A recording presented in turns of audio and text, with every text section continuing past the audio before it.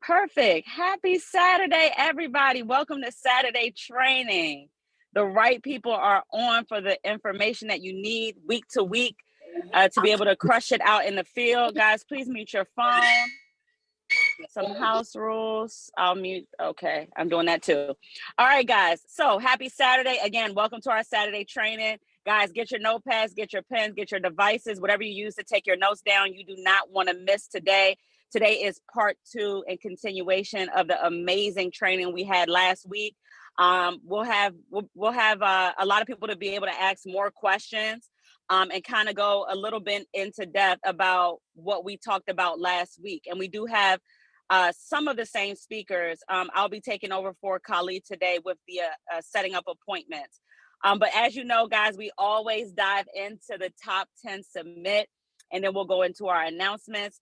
So please write this information down. We have different announcements and different information week to week. All right, so we'll start with the top 10 weekly submit.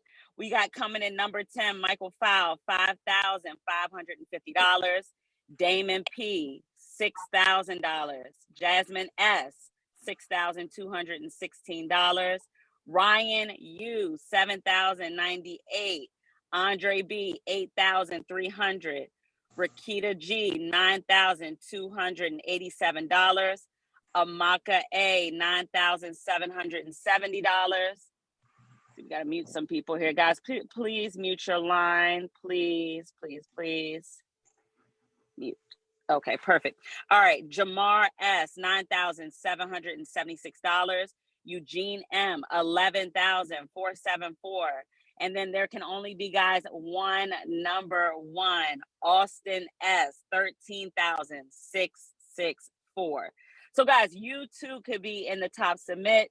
You have to work the numbers. You have to go to work. And I can promise you, work works, but the system works. So you got to run the play. You got to run the system. All right. So just some announcements, guys, the same as last week. Please make sure you post your numbers week to week. We have a lot of people not posting their numbers, guys. This is not just for you. This is if you're looking to build an agency, your team is watching you. If you're not submitting your numbers, guys, your team does half of what you do, and half of anything is nothing. So if you do half, they do nothing. If you do half, they do something. If you do more, they do half. So always remember that people are watching. It's also for our staff as well. You want to make sure you're posting in the 3 places. Our private chat group.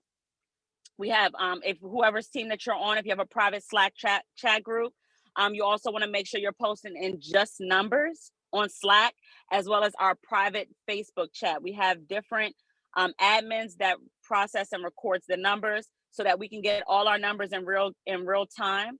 Please make sure you're setting an alarm for yourself so that you're not missing posting your numbers after you close your sale with a pick if you can. It motivates other leaders to go out and write more business and to help families like the ones that we're helping, as well as submitting your numbers week to week, Wednesday night. All right. On top of that, guys, you want to make sure you have work spots. If you don't have work spots, guys, you're missing out on crazy discounts. I think we got another one going on right now, 30%. Black Friday was 70% on 3-month-old leads. And before that, 50%, as well as, hold on, guys, I had to mute somebody, as well as other discounts. They've been doing it every day, seems like. So you want to make sure you have work spots. Now, if you're not contracted and you're not licensed, please don't buy work spots. It does not work for you because you need to have a license to be able to make use of the discounts if you're contracted to run these leads. So please make sure you're contracted with enough carriers to go out in the field, and also make sure you are licensed so that you can purchase this. It's $99 a month. You also have access to free Wi-Fi, an environment, location. You have access to top producers and top producer training. But most importantly, guys, you have the discounts on the leads. And then the last announcement I have, this never gets old. Why? Because big decisions are made at big events. A lot of the leaders, including myself, that you hear speaking on our calls week to week, they are a product of the big event, which is convention, which is February 2nd to the 5th You do not want to miss it. It's going to be in Miami, Florida. Guys, it is like the all-star game where all the leaders, all the top producers, everybody who's doing big things, big or small, will be there to go over what they say, what they do, and how you can actually run a top business with FFL as well. Whatever you decide you want to do here, okay? Guys, you can do it. You have to go to work and run the system, but they're going to have elite training there. All right. And then you get to ask top producers questions about what they're doing so that you too can have success. This event is completely free. So all you have to do is pay for your way there. So your airfare and your hotel. But to get the information to change your entire business, it is completely free. And again, you don't want to miss it. If you do, you'll be 6 months to a year behind anybody else that goes, or you may not be in the business. So you want to make sure you are there. All right, guys. So I am the first speaker today. I do want to go over appointment setting, the script. Now, as you guys know, I know Kelli spoke last week and she kind of dived into the internet script. And the internet script, guys, is really for all internet leads. You want to make sure that when you're dialing a lead, you want to make sure you have the right script. And if you're not sure, get with your manager or the person that brought you in and figure out if you're using the right script. Because what we found out is that when you don't ask for help and you kind of do your own thing, you don't really get the results that you need to get. And so we're here to help you guys, right? Just like calling in the in-home, if you need help in the in-home, guys, we're here to help with the script as well. So you want to make sure you're on live dials. Live dials is the best way to learn how to dial up your leads and appointments, because we have top producers who are actually doing it in real time, okay? So I know with the internet script, it's pretty simple. Hey, my name is Karyn. I'm giving you a quick call back from the benefit center. I'll say for what I normally dial here in the DC area. Looks like you put in a request recently online for state affordable life insurance. I'm just getting back to you in regards to that request. The state has assigned me to get that information out to you to go over what you would qualify for. Takes about 10 to 15 minutes. I always say, is this information just for you or for you and your family? And they'll let me know who is it for. So let's just say it's for themselves. Perfect. My job is just to come out and see what you qualify for before the rates go up. Guys, I try to keep it really, really simple. They have me dispatched in that area tomorrow. Are you working, retired, or disabled? Okay. And let's say they say, matter of fact, let me get a volunteer. Who wants to be the lucky volunteer? I got it. Perfect. Jules. What up? All right. So I'm gonna go back over it, guys. All right, so that you guys can get this in real time. All right, and then we'll go with some objections. All right. So, hi, Julian. Yeah. Hi, this is Karyn giving you a quick call back from the Benefits Center here in the DC area. Just giving you a quick call back about this request you put in recently online for state affordable life insurance. You put your date of birth as 10/13/1958. Is that correct? Yeah, that's my birthday.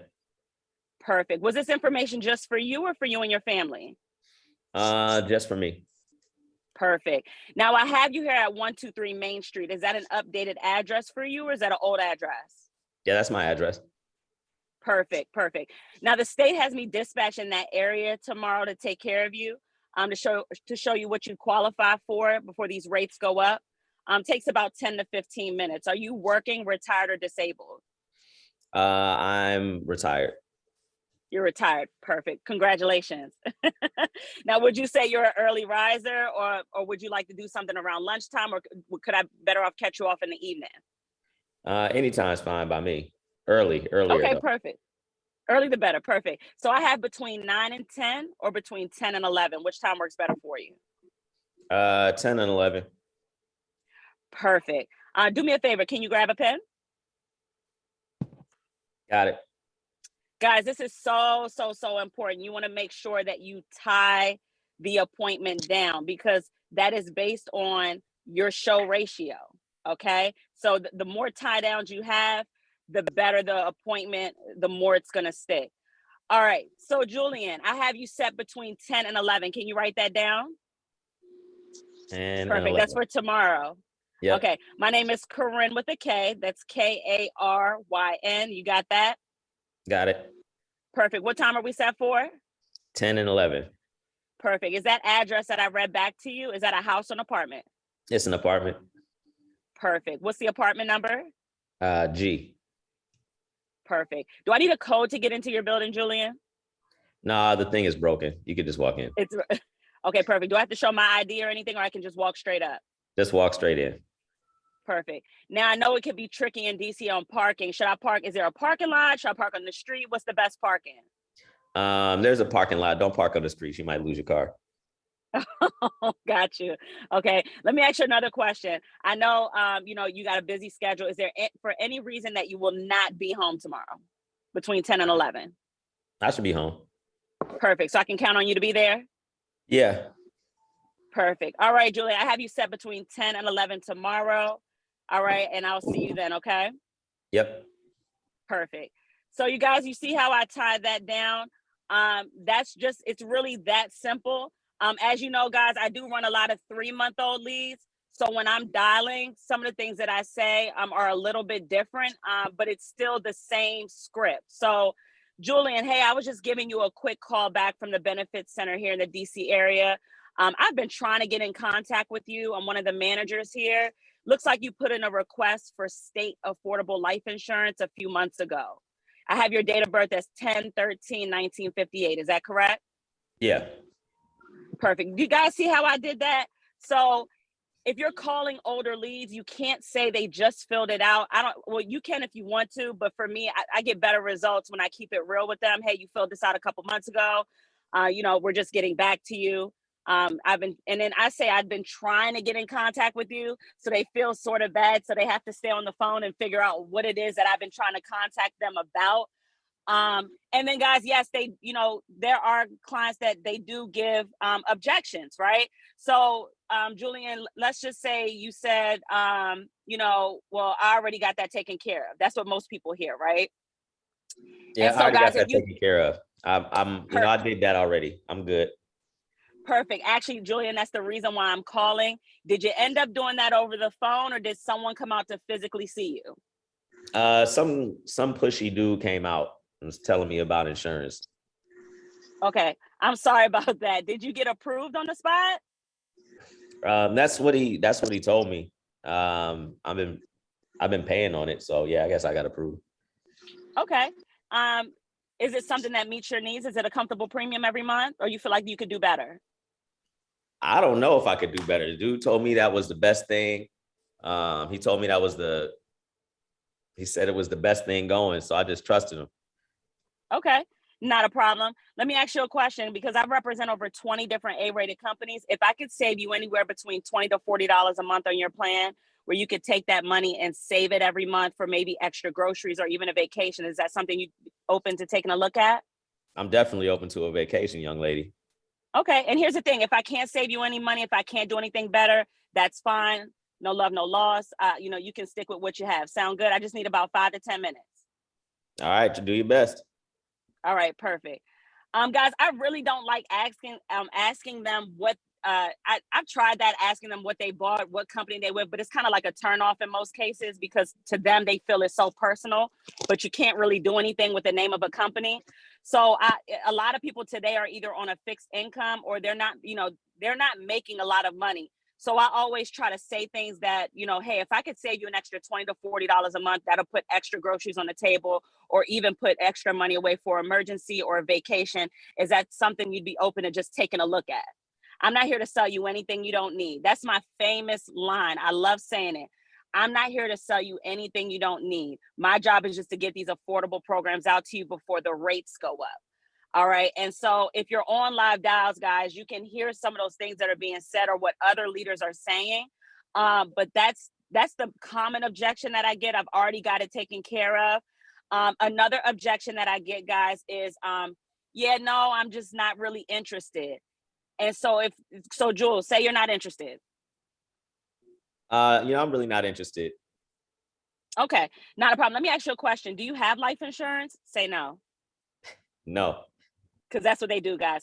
Okay, let me ask you a question, Julian, because I saw here that you were shopping around for quotes. So this must have been important to you. Is it the price that kind of that got you uninterested? Did you meet with someone already? What changed your mind? Did you hit the lottery? What happened? Oh man, I wish I hit the lottery, man. Nah, Me too. it was just this real pushy dude named Luigi came out, and he was just really trying to, he told me it was like $200 a month, and oh my goodness, I was working, my life insurance was like $2 a paycheck, so I just was like, kick bricks, young fella, and I completely understand. I've been through that before too. Here's what I'll do, Julian. Not a problem. I represent over 20 different A-rated companies, and they have these discounted rates going on. If I could find a plan that works in your budget that'll meet the needs for you and your family, just to show you, would you be open to taking about 5 to 10 minutes just to look at it? I'm not here to sell you anything you don't need. I mean, I guess, but you better not be all pushy and talking all that. Not at all. Stuff. Not at all. Not at all. Listen, they had me dispatched in your area tomorrow. Like I said, I just need about 5 to 10 minutes to show you these programs. We got a lot of clients that are just really happy about the prices. And I think you might be interested too, but we'll see. And guys, and then I move forward to just setting the appointment. But I just like to keep it real over the phone. That's what I do. Does anybody, those are the common objections that I get. I don't really get too many objections because I handle everything up front. But does anybody have any questions about what I went over? Yes. So, I mean, it's not really a question. I mean, I know you recorded it, but could you kind of go back over the last one you did just a little bit, what you said at first? When you said what turned you off? Oh, yeah. Okay. Well, it is recorded, Kelly, so you'll be able to go back and view, because we don't have too much time, but you'll be able to go back over the recording and to get that information. Okay. Okay. I'll get it from there. I'll find out from there. We post it on YouTube. We have a YouTube page. Okay. Thank you. All right. No problem. Does anybody else have any questions about what I went over? Actually, I just want to hear the date for the convention. Oh, yes, February 2nd to the 5th. There's actually a flyer on the hub. You can get the hotel information and everything else. Let's see. I had someone else ask a question. Holiday times and trying to set the appointment for, I need to think about that during the season. Oh, so, okay. So guys, I know it can kind of be hard. Well, actually, no, it's not. I don't even want to speak that because it's not hard for me. I think that if you just ask the right questions and just go over the script, guys, holidays are the times where most people pass away, to really be honest with you. The biggest gift that anybody can give their family is an opportunity to leave them in a better off financial situation versus a burden. So I just keep it real with people on the phone. I never get that holiday kickback. I actually just booked an appointment with somebody on their birthday. And you could say different things like, hey, not a problem. I tell you what, the biggest gift you can give your family, right, is to not leave them with a financial burden. Do you know what happens when someone doesn't have life insurance? Have you ever been through that? And I just keep it real with them. And I say, listen, my job is just to get the information out to you. Guys, I never really get that objection because I tell them the rates go up. Hey, listen, I understand, but the rates are going to go up after Christmas, right? Like on or after Christmas. I just need to get these to you before the rates go up. And they're like, oh, okay, perfect. Not a problem. Right. And I'll ask questions like, hey, like even when you're in the home, like, oh, I got to get gifts for my kids. Not a problem. Do you think one gift that on average might be $25 a month is something you can just take away one gift to make sure your family has some type of protection? Because here's the thing. What can a family do with a bunch of gifts if you're not here? Guys, I get down to the bottom. You can't be afraid to ask the right questions, because even if after that they still say no, they're not the right client. They're not the right person. It's not important. And mostly they might give a chargeback because it's just not that important to them if you do close it. So you want to make sure you ask the right questions, but that's the way that I handle those objections, just so that they can understand how important it is. And, that's what I do. Anybody else? All right. So guys, moving right along. All right. We are going to bring on Miss Leslie Andrews, part 2 of the in-home. It'll mostly be also asking her questions as well, but she's going to kind of do like a recap. But guys, you know, Leslie has done this enough and has worked the system enough where she's created her own, like she's created her style of the way that she does it. But I can tell you this, everybody really keeps the basics.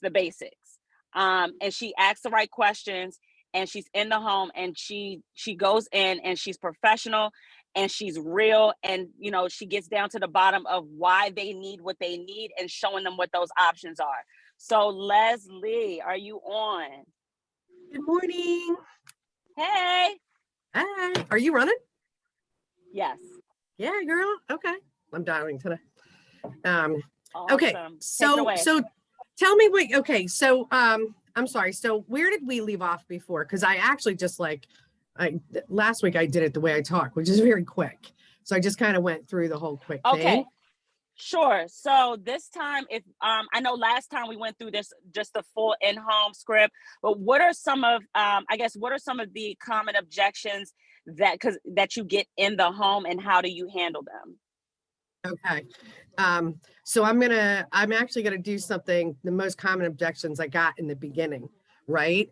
Because as you go along, you learn to conquer, just like you literally just said it on the phone. You literally just said it. You said, I don't get that anymore. Right. So, you learn to, as time goes on, and each mistake you make, you know, you learn from it. So I don't get a lot of objections anymore. And I feel like the ones that I do get, are that 20% that I could have offered them $1 million for $1 a month. They wouldn't have taken it. Right. So in the beginning, well, I can tell you some of my biggest mistakes, some of my biggest errors that is really distracting. In the beginning were, going in and talking too much, being too friendly, building up too much rapport, and just taking too much time with it. And then what was happening, and, you know, I think I went over this last time, who's the type of person you'll say no to first is your friends, right? You'll tell your friends no first. And what I was doing, and I was going in and I was making friends with people and spending a whole lot of time getting to know them. And then, then when it came time to pull the trigger or, do my script or anything, it was too late. Like I completely lost it. I made a whole lot of friends the first year that I was doing this, right? Didn't sell anything. To go in. So when I go in to a house, I say nice, I say, hey, how are you? It's an extension of my phone call. I'm the same exact person when I get to the home as I was on the phone. So when I go in, I say hi, I try to look around at some things. I try to notice a few things about their home. I try to pick up on things that you can tell that they care about. Try to look for pictures, grandchildren, children. How long have you been here? What brought you out this way? Right now I'm getting a lot of people who are like, oh, we just came down from Philly. So that's a great conversation for me. So when we finally sit down to the table, I take the lead out and I put it down and I tap it. And I go, okay, so who was the one? So who was it that was looking for insurance or looking for the quotes, and what sparked that? Right? I don't say, what are you looking for? I don't say, why did you fill this out? I ask who did it. And then I say, what sparked it? And then I'll go, a lot of times when people are looking, something happened, right? Someone passed away. They had to take care of a funeral. Maybe you had maybe a new member of the family was born, right? Right now we're in a key optimal time for emotions this time of year. November and December are the highest months of the year for selling life insurance, for people buying life insurance, just like Karyn said, these 2 months are the highest months when people pass away for whatever reason. And I always give people a reason. I don't know if it's true or not, but what I say to them is I say, I'm glad we're chatting right now. It's so bizarre how, we are swamped right now. And people go, wow, really, over the holidays? And I go, yeah, absolutely. For whatever reason, you know, November and December are the highest months when people pass away. And I think that that's what sparks people, you know, to want to put something in place. Also, you're with your families. You know, a lot of times people only see their entire family maybe once a year, maybe every couple of years. You're talking about family members that have passed away. And then you start thinking about your responsibility to people left behind. So what I do in that conversation is I'm telling them, I'm saying, listen, a lot of people are dying. This time of year, a lot of people die, right? You probably just had a conversation with someone over Thanksgiving about, you know, Uncle Billy Bob, who passed away a few years ago, and how funny he was, or, you know, what a financial devastation it was to his wife, right? So we talk about things like that. And then, so I have them tell me, you know, what was it for? And if you, sorry, I have dogs. If you ask them the right question, or ask it in a way that is very relaxed and not intrusive, they'll tell you exactly why you're there, right? Someone passed away, right? They realize they maybe had a grandchild or a child. They realize they don't have enough life insurance. They just bought a home, right? Or whatever. If you ask in a way that is not intrusive, or you're not trying to sell them, they'll tell you exactly what you're doing there. So then when they do that, open up that box and explore it further. Okay, so you said you don't have enough, or you feel like you don't have enough. So let's talk about that. What exactly is your objective? Like, what do you want to have? What do you want this money to do for you? I'm sorry. And then let them tell you, right? But look them in the eye. Like, you have to have eye contact. You have to listen to them intently. Let people tell you. And each time they tell you something, ask them more. Well, I need some for my granddaughter. Oh, your granddaughter, how old is she? Is she local? How often do you get to see her? Oh, that's sweet. Oh, is that a picture of her on the wall? Right? So you're getting more and more emotional. You're making more of a commitment, right? You're showing this is more about than just putting you in the ground or cremating you. A lot of times, if you walk into someone's house and they go, I just want to be cremated, and you pop them into a $5,000 policy, you're doing both of you a disservice. Okay. You're not asking any questions. Who has to take care of this for you? Do they have the money? Oh, your daughter, is she local? Oh, she's not. She'll have to fly in. Does she still work? Is she going to have to take time off from work? Can she afford to do that? Does she know she's going to be responsible for doing that? Have you thought about maybe making sure that there's a little bit so that she can do all these things and take care of it? And I look around the house and I literally do this. So who's going to take care of all this stuff? Who has to deal with all this stuff, right? Who's got to pack it up and put it in store? So who's responsible for all that? Okay, all right. And have you thought about how much time that might take them? So now we've gone from, I just want to be cremated, to, oh, I didn't realize that there are a lot of financial things that still have to be taken care of after I die that I'm not leaving money for. Right now, you're going to have those people where that's all they have the money for, and that's fine.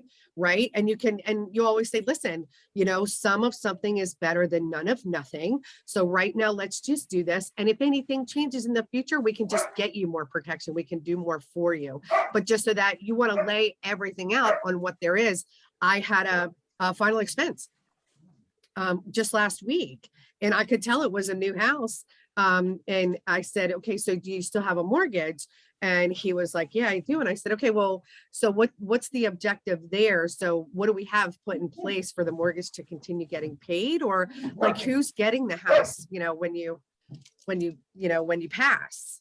And I never say if you pass, when the time comes. I say when you pass or when you die. I use very strong words like that. So then we go on from there. So then you're looking for all the information. You go, okay, so what we're trying to put together here, the plan we're trying to put together, is we want to make sure that your burial is taken care of.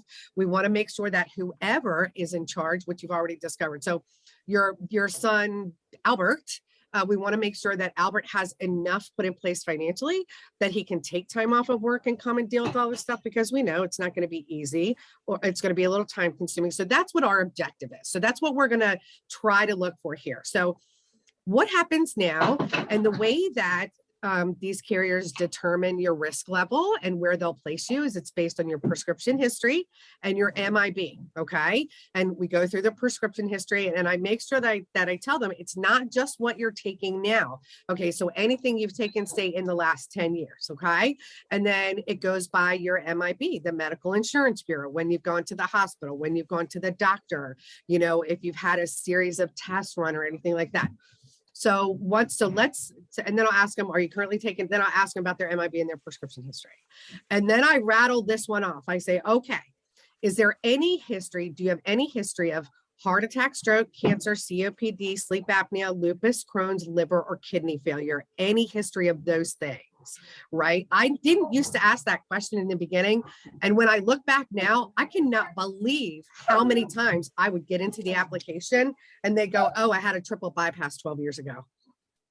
And then you're like, okay, well, that changes things, right? And it's harder to pivot when you're really caught off guard like that. So now I rattle them all off and I go, okay, can you think of any, I'm so sorry, you guys, swear to God. And then they go, okay. And I say, okay, so what I'm going to do is I'm going to put together, I'm going to give us a few choices. There's no rhyme or reason what I'm looking at. I know what our objective is. So I'm going to start there, right? As like my middle ground, I'll do a little bit above and a little bit below. And we'll just kind of go from there. There's no right or wrong answer. This is just where we're starting so that we can see what's fitting in our budget and what works for you. And then I do that. I run it, I run whatever quote I'm going to go with.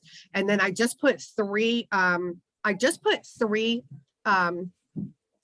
options down for them. And then I turn it around and I open up my tablet and I start doing the application, because I say to them, listen, here's the thing. Okay. Is that we know that we need it. We know we need to have something put in place, but my job, just like I said in the beginning, when I came in, is I'm a field underwriter. Okay. I can't make the decision for these companies because I don't underwrite for them. I'm not employed by them. So while I'm pretty good at what I do, and I think I know what we're going to be able to get, all of this still has to go to the carrier. We still have to send the information off to them, and they still have to extend us coverage. So we might know today, but it may go to underwriting, but that's the first step we have to do in order to be able to put something in place. Does that make sense? And anytime I ask someone a question that I want a yes answer to, I nod to them. Okay. People will mirror naturally and they'll nod. So you just want to get those constant confirmations. So then I'll turn around and I'll show them, but I'll start doing the application with the tablet. And if I get any pushback, so the most pushback I'll get is, oh, no, I'm not doing anything today. I can't do anything today. And when I first started, that would throw me off. I'd be like, what? Like, we just went through all this. What do you mean you're not doing anything today? Like, what are you doing? But now I don't even blink. I go, no, we're not doing anything today. We can't do anything today. I can't take any money from you, and I can't give you any protection. We can't do anything until we know that the company is going to give us coverage. Okay, so what's your social security number? And I don't flinch. I don't look at them twice. My body language doesn't change, and my tone and my voice doesn't change at all. I just keep going with that, right? And so that we'll do all the answers, and I'll say now, I know I asked you some medical questions, but they asked some that are a little more in depth. And I ask the questions because I want people to hear like the stuff that's going on with people. I want people to hear about all these diseases and all this stuff. So we go through that very quickly. The next pushback, the biggest pushback I think that most people get, and I definitely got in the beginning, is I'm not giving you my banking information. I'm not going to give that to you. Right. And I would stutter. I would do what I just did in the beginning, is I would stutter and go, and I would say, well, this is the only way we can submit it to them.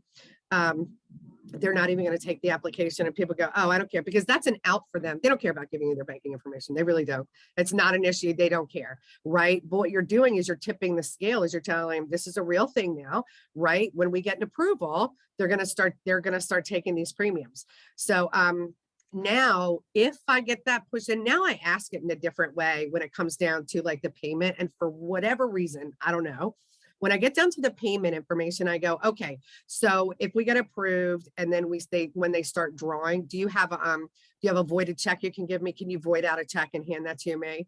And I've never, and I just started doing this like in the last few months, never had anybody give me a problem unless they didn't have a bank account.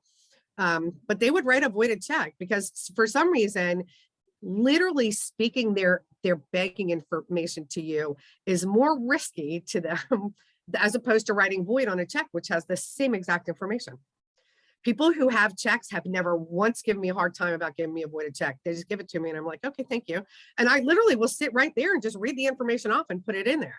I don't say, when I say voided check, I don't say anything else after that, like banking information. I don't say any of that, right? I found their comfort level. They don't think we're doing anything because we're not right this second. And then I get that from them. But I learned that the hard way. That's a hard pushback, that if you're new or if you're uncomfortable or if you are not confident enough, that you will struggle overcoming. But what I did do in the beginning is what I would tell people when I got pushback is I would say, listen, it's not the way it was 20 or 30 years ago. I kind of wish it was. I'm glad it wasn't. I don't know if you remember when the life insurance person would come to your parents' house, they'd come over and they'd have dinner, they'd sit for a few hours, they'd fill out 40 pages of information, right? And it would be weeks, sometimes months, if, they came back and you were approved or whatever, and you gave a voided check. It's different today because everything's done online. You know that, I know that. And I pick up my phone and I go, we both have one of these. We know how this works. Everything's done online now. Your banking information is only going to one department, and it's only going to that department when it's time to push forward and start taking premiums. Okay. So I can get your routing number if you just give me your account number. Do you know it? And then they'll just give it to you. Right? Because you have to be very real. You have to be very honest. It's that today isn't the way it was yesterday. You're going to run into, there are some people who they don't actually care about getting the coverage. They want the coverage, but they're concerned about their information being out there. Okay. So you just have to really make them feel comfortable about what's going on, and that's safe and it's secure and it will not be issued. And if you run into any type of company that they don't take your money, you can send them a check, then it's probably not a very good company. It's definitely not a company that I work with. So I know I went really fast again, like I do this in the home too. What else do you want me to cover, Karyn? I'm sorry, Mike File was calling me. I had to tell him. Oh, that's okay. So do you want me to go over anything else? Those are the two biggest objections that I get is, I'm not doing anything today and I'm not giving you my banking information. But again, the whole voided check thing, that is just amazing. They don't even blink. That's powerful. That is extremely important. Because what I can say is that a lot of people, especially on our team, we get a lot of people that they're sitting in front of people who are like credible potential clients, but that's where the ship sinks, is when it's Right. time to collect the banking information. So I think that's extremely powerful. Now, a lot of people really don't know. I know we have some of the same people on from last week. You really, really struggled in the beginning. And I mean, like I think more than anybody that I've ever known, to really be honest, it's no comparison. If you can tell me what changed for you, what was that pivot moment where you went from like you're literally about to have an anxiety, panic, all the type of attacks that are known to man, to like where you are right now? What was that pivotal moment, and what did you change in your habits on your day-to-day? So I can tell you, bottom line, everything stemmed from fear, right? It stemmed from an unrealistic fear, and it's accompanied with lack of confidence. I had no confidence. I didn't believe that I could. I believed in what I was doing. I believed that I needed to be there. I believed that people needed insurance. I didn't have any faith in myself. I didn't have any confidence in myself to ask the right questions, right? I felt like I was being intrusive on some things. And then what would really get me every single time, the panic attack that would happen every time, is when we got down to people who had a lot of medications. Okay. And that's when I was like a deer in headlights, didn't know what to do. didn't know what to do, right? And I would go for like the first one, and then you know, I would struggle, but I visibly was struggling. You know what I mean? Like, I wear everything on my face. I do, and my body language. And if I'm not confident, you can see it, right? People can feel it. It's a vibe that you put off. And that's how I was in the home. And this is, I think I touched on this last week. People were inviting me to leave their homes very nicely, right? But they were inviting me to leave. They didn't want my help. Because I wasn't coming across as if I knew anything. So I set up a meeting with Frank. Frank put out one of those blasts that, you know, if you're struggling, get a 15-minute thing with Frank and, you know, go in there. And so I went and I met with him, and I was so desperate to be where I am. I knew I was supposed to be here, right? But I for the life of me could not overcome it. And I was raw and open to coaching. You know that. I did anything anybody told me to do. If you guys told me to do something, I did it, and it worked most of the time, right? And the more that it worked, the more I was like, if I just keep moving forward. So I went and talked to Frank, and he was like, okay, so tell me what's going on. So the biggest one was being too friendly, being too nice, right? And not getting down to business. So he was like, stop doing that, right? He said, give yourself a timer, look at your watch, 10, 12 minutes at best in rapport, and then sit down and get to business. And when it's time to sit down and get to business, you can still be nice and have that smile on your face, but your body language and your intent has to change visibly so that people know it's time to talk about this. So that was the first one.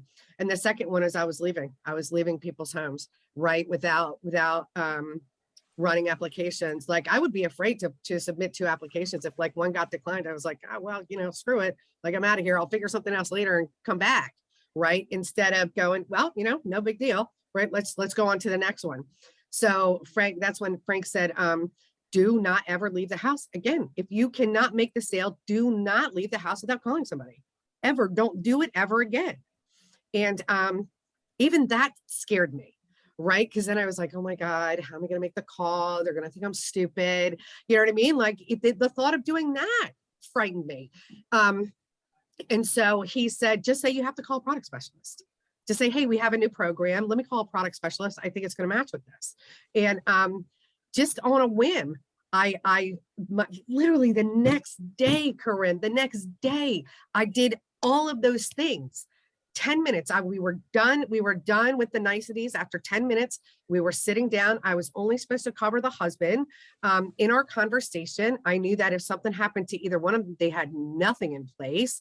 And both of them had a litany of medications and health stuff in the back. And when I tell you, you couldn't see it on my face. There was sweat dripping down the back of my neck. Right. It got very hot. I took my jacket off. And inside of me, I was trembling. You wouldn't know it. I had no idea what to do. Called Kelli. I called Kelli for the husband. And she told me what to do. She said, do this, run this. And I was like, okay, awesome. Got him approved right there. And then he said, well, you know, since you're here, you know, we should probably get my wife covered. She doesn't have anything. And I was like, awesome, thinking, okay, this is going to be a breeze. Her list of medications was longer than his, right? And I was like, oh God, right? I knew Transamerica, which is who I put him with, was not going to take her. And so I tried to call Kelli again, and she didn't answer. I might've tried to call you, and who did I call? Jamie, Euphemia. I called her. Because I was not leaving the house until I talked to somebody. And she told me what to do on the phone, got her approved right there. And that was done. When I walked out of that house, I was like, new. Does that make sense? It was so new, and it was so simple. It was so simple, and such an internal battle, right? Of all of these things that I don't even know where they came from in my head. They're going to hate me. They're not going to buy it. I'm not going to be able to sell it to them.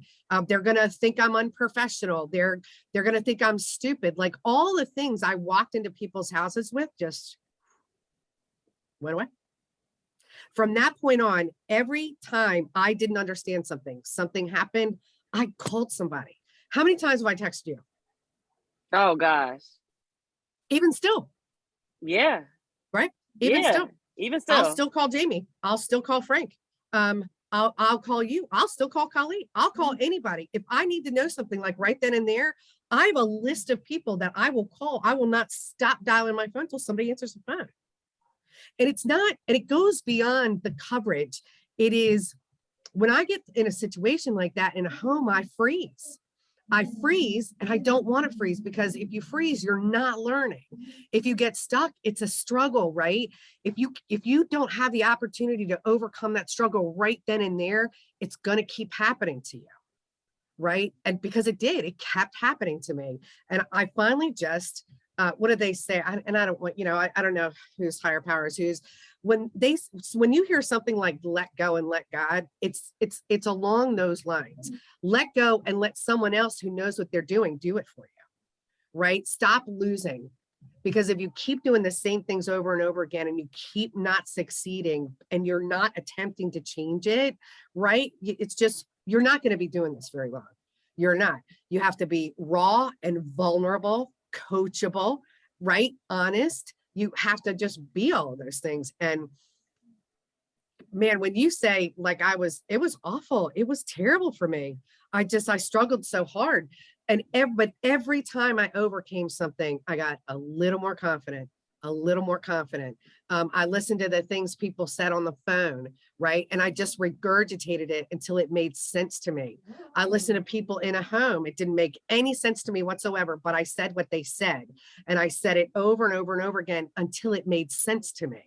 And then I started making it my own, right? Mm-hmm. So, I mean, that's like, everything's a struggle, but if you don't ask for help, it's going to continue to be a struggle, right? And it's not ever going to make sense.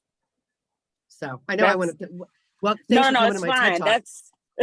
That's powerful, because then too, when you start calling in the home every appointment, whether you know what to go with or not, I know Josh is really good at this. Is why he's been closing so much. That you start to know what, like when you get that next person who has almost the same identical health issues, you know exactly, who to go with based on the order of carriers. So right. That's extremely powerful. I think you hit it right on the nose. It doesn't get any better than that. Because we're crunched for time, we're not going to have any questions, but you definitely, like, guys, if I wish you could see a video of where Leslie was. It is not this person here at all. I mean, like, it's insane, but take what she's saying. And, I wish we had more people calling in the home. I just want to say two more things. The 8 steps of final expense. I forget, what is that? Paul McLean. If you haven't watched that, right? Stop listening to music in your car. Pull that video up and listen to it on loop, and do it over and over and over again, right? Listen to that video, okay? That's what I did.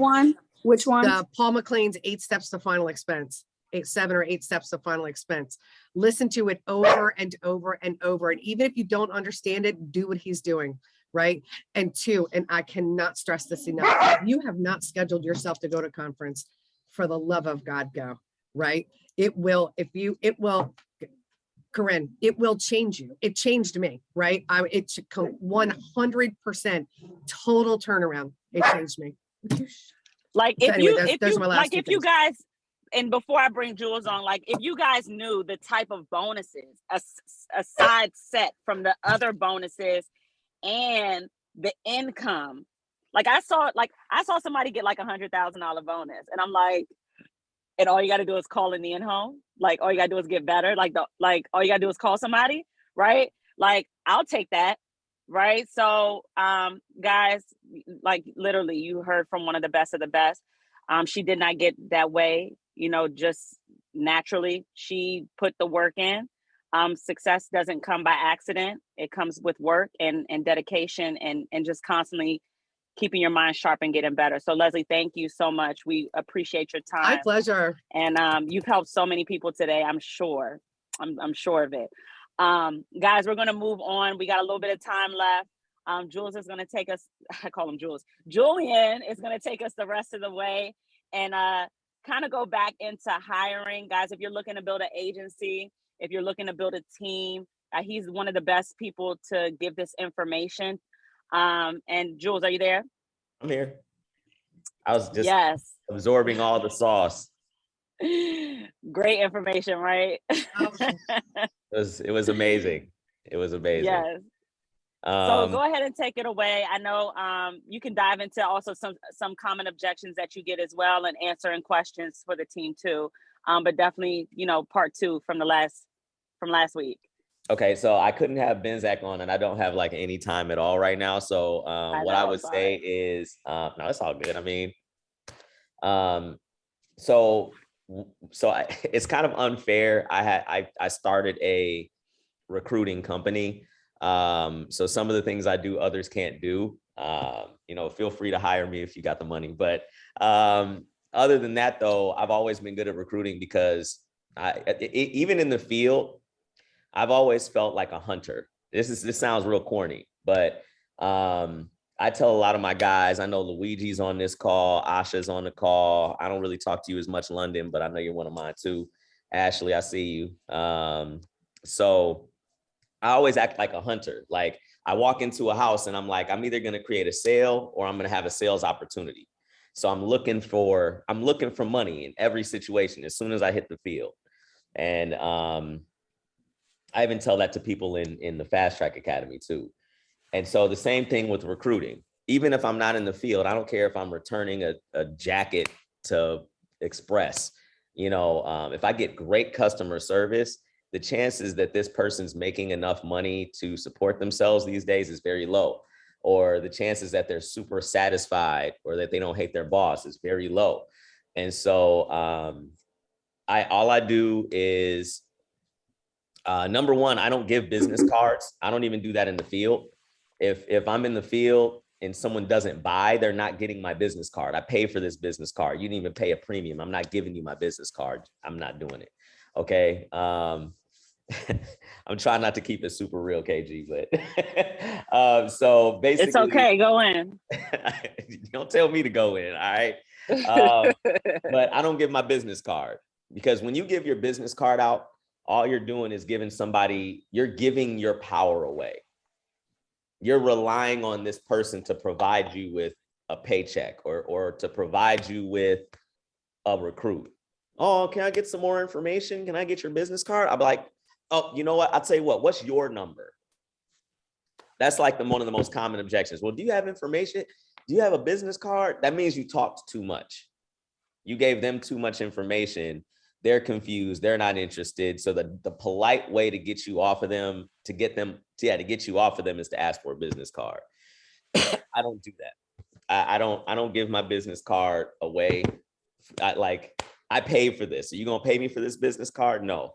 So I said this on the last call. The easiest thing to do is to give just enough information and then pass it on to KG, Kali, Ryan, whoever your upline is, and have them interview the person. So if I had to, I don't have time to role play an interaction right now, but let's say I'm shopping for shoes. I'm at the shoe store. I'm getting great service. I don't just dive right in. I'll ask them a couple of little questions about themselves. How long have you been doing this? I usually give them some kind of compliment, like, wow, you must be like the manager or something here. Sometimes they are, sometimes they're not. Oh, I wish I was. I'd be making more money. Don't tell me you need to make more money, B. Don't tell me you need to make more money. Let me show you my 1099, okay? You don't do that. So at that point, then I go back to the shoes. Oh, you want to make more money? Dang, I wish they, whatever. Boom. Now, hey, can you get this out the back real quick? Can you check whatever? Let them do their job. Then at the end, I'm like, you know what? I don't normally do this. I don't normally do this, KG, but you have a great personality. Every time I come into this BW3s, now I'm at BW3s. Every time I come into this BW3s, one of my friends, he actually works in the back. He did some business with my brother in the past. And basically every time I come in here, you're just smiling, you're doing a good job. And you talk about being a single mother. Listen, I work for a Fortune 500 company.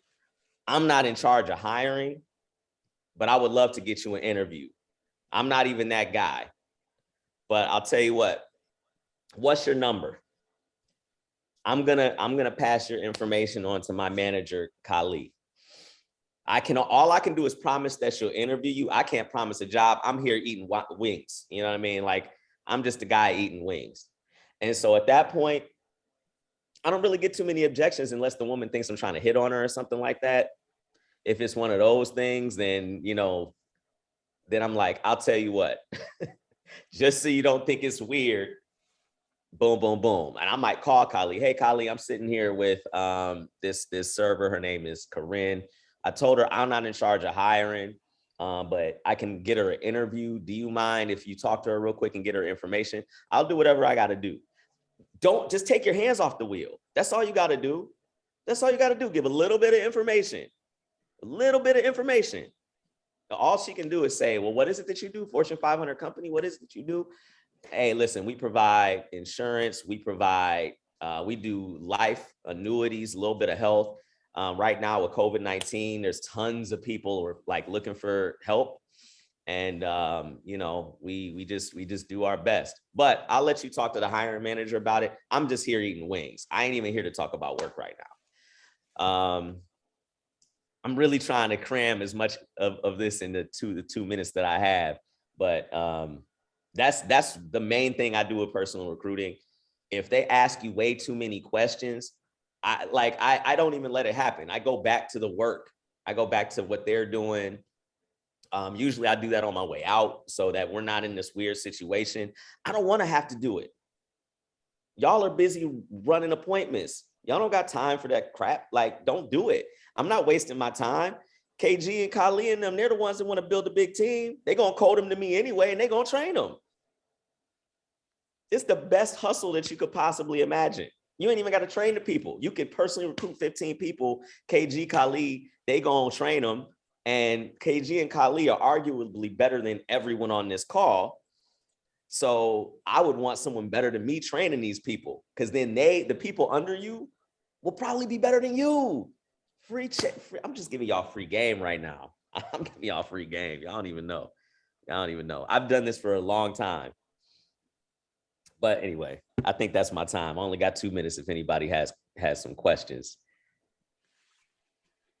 Quick question. I know that, you know, that it's an awesome way to get names and numbers and people interested in the business. I know some people have maybe tried it and maybe got, you know, they got a couple rejections and then they're like, oh, it doesn't work for me. What do the numbers look like when you're out, you know, talking to people? It essentially is a cold market until you make them your warm market. But what do the numbers look like? How many people do you feel like you have to talk to get some results? If you're out there getting names in. Me personally, I when I first started doing it, I was getting like 3 or 4 out of 10. I tell people all the time, like, you're not going to get success every time, but it's not failure unless you quit. You didn't fail unless you stopped. So, okay, yeah, you went and like, okay, Julian was on that call. He sounded good. He sounded like butter. Let me try it. Then you get no, so you're going to stop? That's ridiculous. That's like dating and you get into a bad relationship. So now you're trying to switch up. You don't want to date whoever you normally date anymore. I don't want to offend nobody, but that's silly. Just because you had a bad relationship, now you want to switch up? You gonna change genders now too? Nah, B, that's stupid. That's dumb. Look at little kids. Every time they get up, they fall down. What do? They get back up again. When did we change? When did we stop doing that? Like, when did we stop, like, you know what I mean? But people don't think like that. People are so afraid of rejection. Who cares? Who cares? You telling me that this person telling me no is gonna stop me from making thousands of dollars? You bring in a stud, they gonna make you more in overrides than you gonna make by yourself, little baby. I'm telling you, okay? y'all better get some people in here. Okay, look, we're crunched for time, guys. No, Julian does not just do hiring and recruiting. He is a top producer as well. So I will have him on again to go over that side. We're going to use him as much as possible. And listen, guys, he does most of this from home to really be like, I don't think he's ever left in a long time. He's been doing all of his work from home. So we're going to get him on that piece too. It is 12 o'clock. I absolutely love you guys. I hope you got all the information you needed to go crush it week to week. Let's go run it up, guys. If you need to get promoted, let's get promoted. If you need to go make some money, let's go set some appointments and get it done. I love you guys. Have a great and amazing day. See you next Saturday.